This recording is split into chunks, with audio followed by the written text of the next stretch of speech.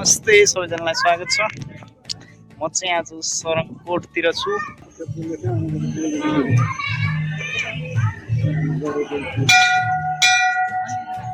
शिवजीको मन्दिर आउँछ यहाँभित्र चाहिँ फोटो खिच्न पाइँदैन। हामी आइपुग्यो सरङकोट। अब हामी यहाँ यात्रा गर्छौँ, सबै घुम्छौँ, कस्तो छ के छ हेर्छौँ। सरङकोट धाम हो। माथि चाहिँ हाम्रो टावर छ, माथि त्यो टावरमा पनि पुग्छौँ हामी। कस्तो छ हेरेर फर्किन्छौँ। सरङकोटबाट देखिने भ्यू हो। सरङकोटको टावर है, नयाँ बनेको टावर यो छ। अब यसको माथि पनि जान्छु म। तल चाहिँ यस्तो छ है, पुरै भिर यस्तो छ। मन्दिर छ हाम्रो गणेशको मन्दिर। अब यो टावरमा जान्छु। घाम लागिरहेछ, घामले आँखा देखिएको छैन। त्यो चाहिँ हाम्रो गणेशको मूर्ति छ नि, पञ्चमुखी गणेशको मूर्ति अहिले नयाँ बनेको। लामो समयपछि आयो सरङकोट। धेरै चेन्ज भएर रहेछ जाने बाटो। यो चाहिँ भ्यू टावर, सरङकोटबाट देखिने यो टावरतिर जाँदैछु म। हेरौँ कस्तो छ।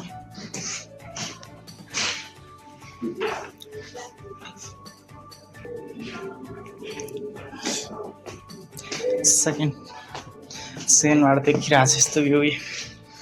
टक्क यहाँबाट चाहिँ हाम्रो पोखराको बन्जी हान्डा हो, यो बिचमा देखिरहेछ। यसबाट उता बागलुङ जाने हाइवे, पोखरा बागलुङ हाइवे पर्छ यसमा चाहिँ बाटोमा।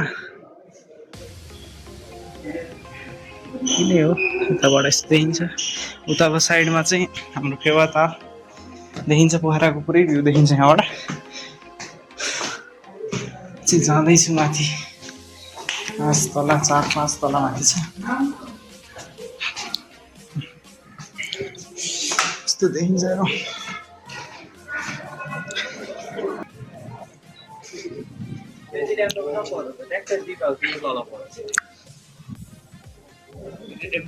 पोखराको भ्यू।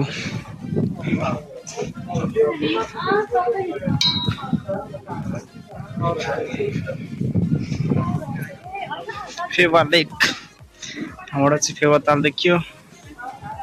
पोखराको पुरै भ्यू छ।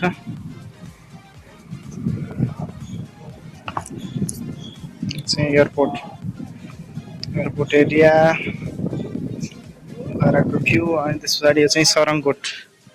हामी चाहिँ सरङकोटमा छौँ आज। जङ्गल देखिरहेछ।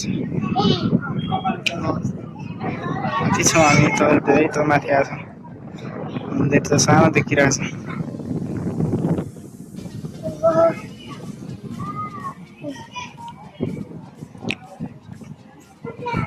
घामले केही देखिरहेको छैन टल्केर, क्यामेरा नि कति देखियो होइन।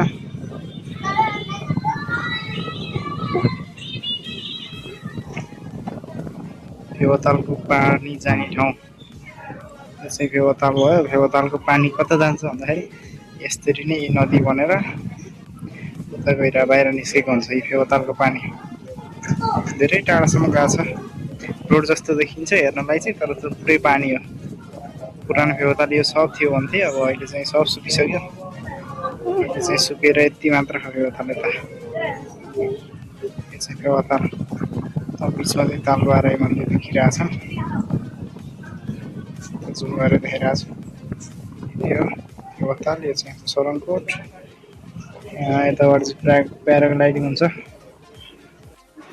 टावर चढाइ झऱ्यो। अब यहाँ चाहिँ हाम्रो मन्दिर छन्। अघि माथिबाट देखिएको सानो मन्दिर,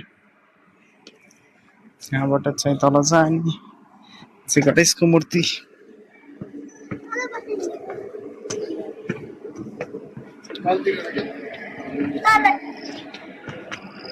हाम्रो यहाँ बा हुनुहुन्छ है,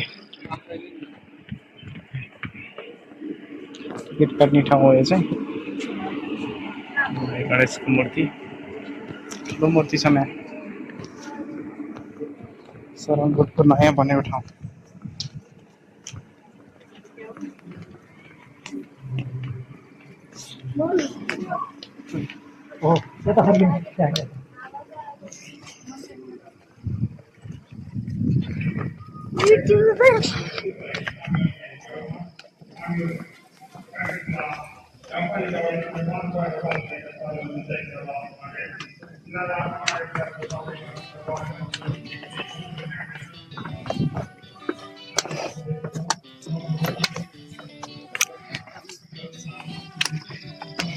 सरनकोटको भ्यू टावरमा छौँ। चारैतिर हेर्दा पुरै हावा लगाइरहेको छ, चिसो चिसो छ मौसम। घरमा गर्मी भइरहेको थियो, यता चिसो छ। पञ्चमुखे गणेशको मन्दिर।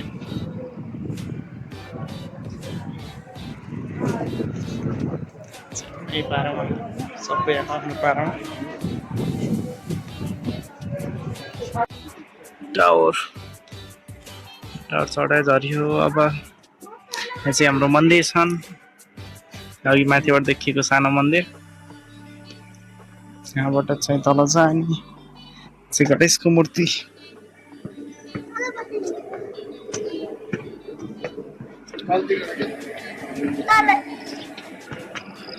हाम्रो यहाँ बा हुनुहुन्छ है, गीत काट्ने ठाउँ हो यो चाहिँ।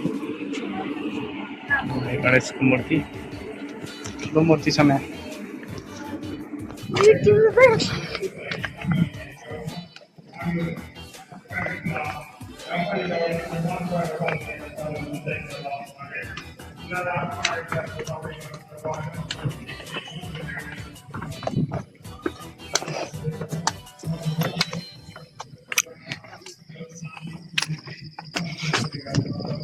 गणेश मन्दिर साथसाथै हाम्रो गणेशका यहाँ पनि गणेशको मन्दिर छन् भित्र, शिवजीको मन्दिर।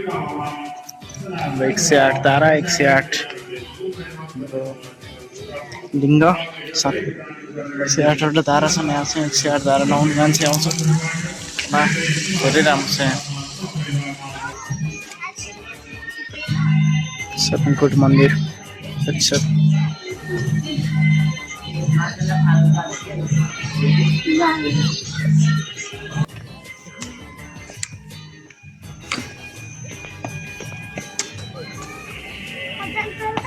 सरनकोट निस्कियो अब सरनकोटबाट, अब खाजा खाने अनि हामी जान्छौँ।